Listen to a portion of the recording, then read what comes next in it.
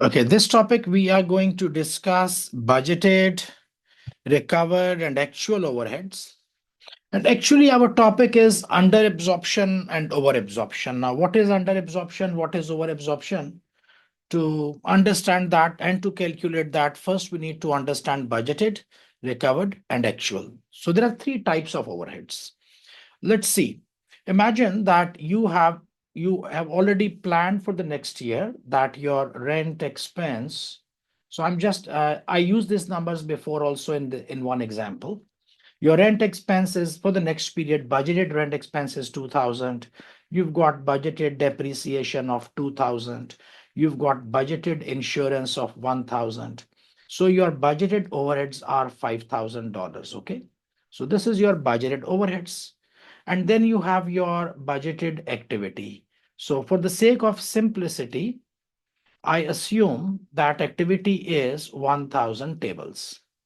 So if we consider this, we have got our OAR, overhead absorption rate, as $5,000 divided by 1,000 tables.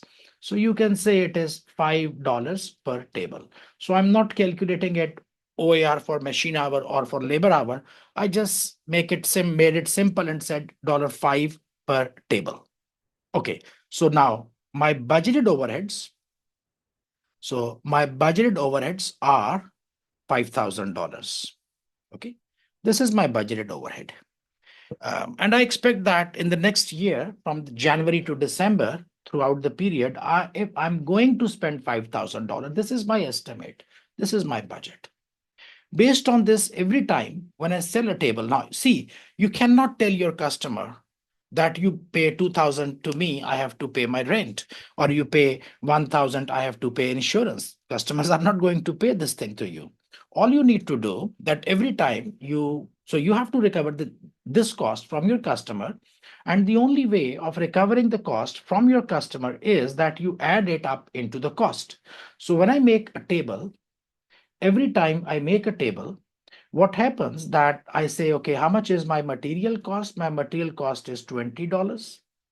Okay, let's make it 30. It looks more realistic. How much is my labor cost? My labor cost, let's suppose it is 20. And then I say, how much is overhead? Overhead, I say, okay, for every one table, I have to charge $5. So I put $5. So it makes me 30 plus 25, 50 and 55.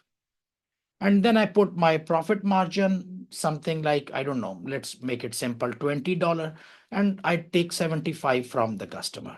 So every time I sell a table, I sell it for 75.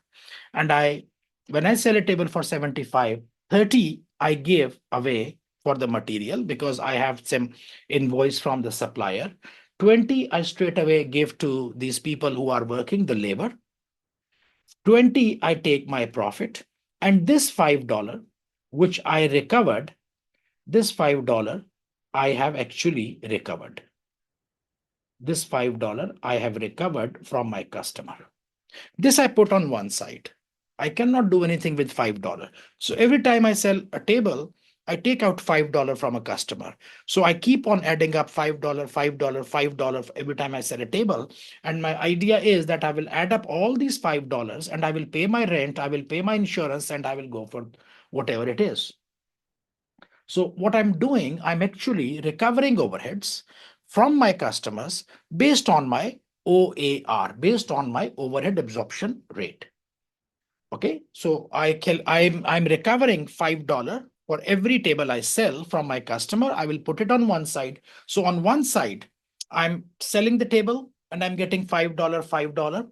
With the other hand, I'm going to spend actual overheads. I will be paying my bills, overhead bills, whatever they are. So these are two different things. Okay. So this is what I'm recovering from my customers based on my estimate. I assumed, I thought that my total overheads are going to be 5,000, and after spending $5,000, I am going to make 1,000 tables, and therefore every table my cost is 5, and I have to recover this 5 from my customer. This was my plan, and this is what I started in January, February, March, April, May, June, so on. Now, because these numbers are estimates, This is also estimate. The real numbers could be different. The real numbers could be different. So come December, you see that in December, you will calculate, oh, how much are my actual overheads? How much overheads did I actually spend? Actual overheads. I will pick up all my bills, all my invoices, and I will start making a total. And I say, oh, I got something like $5,500 spent. I made an estimate of 5,000. So my budgeted overhead was 5,000. And my actual overhead comes out to be 5,500. My actual overhead comes out to be 5,500. Because this is what I was. So I was recovering 555, forget it for a moment. And here I'm spending. So what I spent was 5,500. Then I say, okay, let's see how much did I collect from the customers? Because I thought it should be 5, but it actually comes out to be 55. But how much I have recovered from the customer? How much I've recovered from the customer? So then I say, okay, how many tables did I sell? So I found out that I sold 1,300 tables actually. So what I did, I thought I'm going to sell 1,000 tables and I will incur 5,000 in expense. My actual expense comes out to be 5,500 and my actual activity comes out to be 1,300 tables. So that's a good thing. I sold a lot of tables. And every time I sold one table, I recovered $5 from my customer. So actually what I recovered is $6,500. So this is my recovered overhead now. See, three things. What I planned, what I thought was this one, 5,000. What actually happened was this one, 5,500. And what I took from my customers was 6,500 because I sold 1,300 tables. Okay. Uh, Multiplied by 5. This is called recovered overhead. This is called, so my 6,500 is my recovered overhead, or you may call it absorbed overhead. You may call it absorbed overhead because this is what you absorbed this is what you absorbed within your cost. So if I now see what is the formula for recovered overhead, so you can say that your absorbed overhead formula is actually actual activity into OAR. So my actual activity was 1,300 tables and my OAR was $5. So my absorbed overheads are $6,500. Okay. So this is how you understand. So three types of overhead. We understood the concept. Now let's see what is shown in the slides if there is some surprise for us. Absorbed overheads are also called recovered overheads. We already understood. This is the amount we are recovering from our clients. We got it. Absorbed overheads is OAR into actual activity. We also learned this formula. What we have, budgeted overheads. This is a simple number you estimate at the beginning of the year.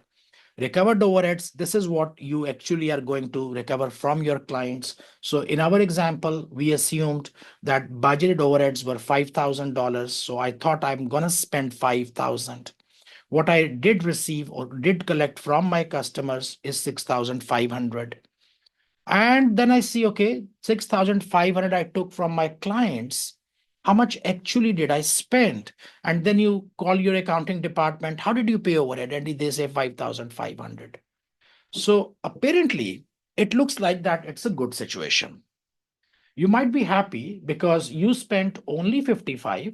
When this 55 news came to you for the first time, you got little bit worried that, oh, I spent, I thought 5,000, but it became 5,500. So I spent 500 more. So that's kind of a bad news.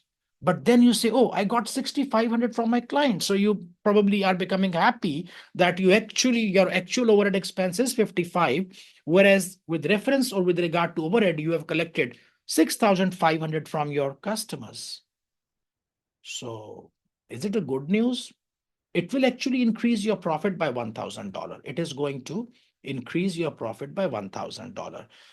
Is it a good news? It may not be a good news. You know what? it looks like that your products are going to be overpriced. So when you were adding or collecting $5 in each table, you actually should have been collecting maybe only $4 per each table. So you were charging $1 extra to a table to your customers. In the long run, your customers will say this company is very expensive because you are absorbing more cost, more overheads than actually you should have been doing. So don't be so happy that I made 6,500 more. So I'm very happy. But this is actually a situation which is called overabsorption. So this is actually the topic, overabsorption. So what is overabsorption? Overabsorption is when your absorbed overheads are greater than your actual overheads. Like in this example, my absorbed overheads were 6,500, which is greater than my actual overhead. And absorbed overhead, what it is, the impact on your profitability is that your profitability goes up, but probably your customer experience will go down. There could have been another situation, an opposite situation, like you have overabsorption, you might have underabsorption as well. And underabsorption is when your absorbed overheads are less than your actual overheads, which mean your actual overheads were 5,500. Probably you sold only 1,000 tables. So after spending 5,500 in actual overheads, you might end up spending making only 1,000 tables. So 1,000 table into 5, you recovered from your customers. Absorbed overhead and recovered overhead is same. You recovered only or absorbed only 5,000. So if this happens, if absorbed overheads are less, you call it underabsorbed. So the name is very much self-explanatory. Okay. So when your absorbed overheads are greater, you call it overabsorption. And overabsorption means profit will go up. On the other hand, if absorbed overheads or recovered overheads from the customer are less, you took from customers only 5,000, whereas you spent from your pocket 5,500. So you actually, your profit will go down, you are making a loss. So both of these situations are not very much how to say desirable, because underabsorption or underabsorbed overheads, they put me in losses, and overabsorption or overabsorbed overheads, they actually will make my customers unhappy that I'm charging them more money. So we don't want both of them. So we try to keep this. So what should happen? That if you see that this is the case of overabsorption in this particular year, you end up with overabsorption. For next year, you will re-estimate, you will revise your budget, you will revise your forecast, and you will say, okay, I'm not going to absorb $5. Instead, I'm going to absorb only $4.5 per table so that I don't have this overabsorption so much. Okay. So this is actually I explained the entire topic in one screen. Under overabsorption is what I've already explained you. Overabsorption means overabsorption means that the overheads charged to the cost of production are greater, which means absorbed overheads are greater. Absorbed overheads are those which you charge to production. Okay. Um, which are also called recovered overhead. Under absorption means that your absorbed overheads are lower than the actual overheads. What could be the reasons for under over absorption? Many reasons. Because we actually, under over absorption, we assumed that our overheads will be 5,000, and we assumed that we will make 1,000 tables. Maybe instead of making 1,000, you made 1,300 tables. So production can change. This number can go up. This number can go down, because these numbers, because I did my absorption, I did my overhead absorption based on my OAR, and OAR was based on this. So if my OAR is wrong, I'm going to get under over absorption. Okay.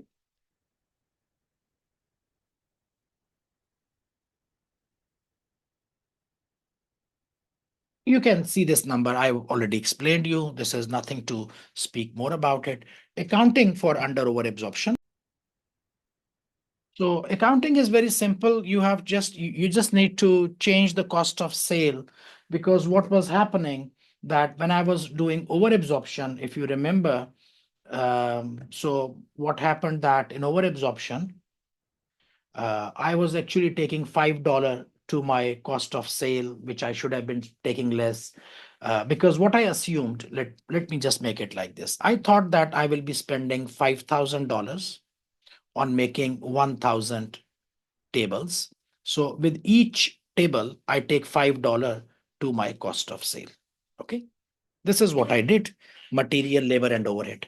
But in reality, what happened that your actual overhead came out to be 5,500 and you made 1,300 tables. So actually your overhead expense per table was 55 divided by 1,300. Your actual overhead cost should be 4.2 because your actual overheads are 55. So 4.2 you should have added. You should have added in each table. You actually added 5. So as a result, what happened that because you were adding $5 in each table, so for 1,300 tables, you take $5, you collected 6,500. So from customers. So this is what you collected. This is what you absorbed. We use the word absorbed or recovered, mostly absorbed. So 6,500. My actual were 5,500. So I actually did an overabsorption of $1,000. So if there is an overabsorption of $1,000, overabsorption means I took more money from customers and I actually spent less. So it is going to increase my profit. It is going to increase in profit.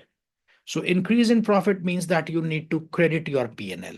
So your P&L is going to be, profit and loss account is going to be credited in case of overabsorption. In case of underabsorption, it is the opposite side. In case of underabsorption, you are making a loss. And if you are making a loss, you have to increase the cost of sales. And so what you are doing here, actually, you are, when you say I'm crediting P&L, so what you do, you debit your cost.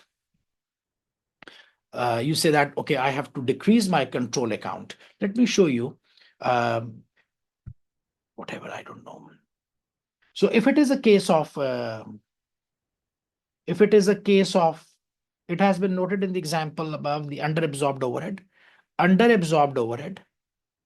if it is underabsorbed. Okay, let me just explain you first overabsorbed because I've been speaking about overabsorbed. So it will be easy for you to understand. So what you do for overabsorbed account, if it is your overabsorption, what you necessarily do, you make a credit to your income statement. When you make a credit to the income statement, it means that profit will increase. And you make a debit to production overhead control account, a debit to production overhead control account. And in case of underabsorption, this will be reversed. You will make a debit. Instead of credit, you make a debit to income statement because underabsorption will decrease profit. Decrease profit means debit income statement. And you do credit to the production overhead control account. So this is just the double entry. More than that, accounting, we don't need in management accounting. Only to that extent, you might be asked this question. So overabsorbed, credit P&L and debit the production control account. Underabsorbed will decrease my profit. So I debit my P&L and credit my production control account.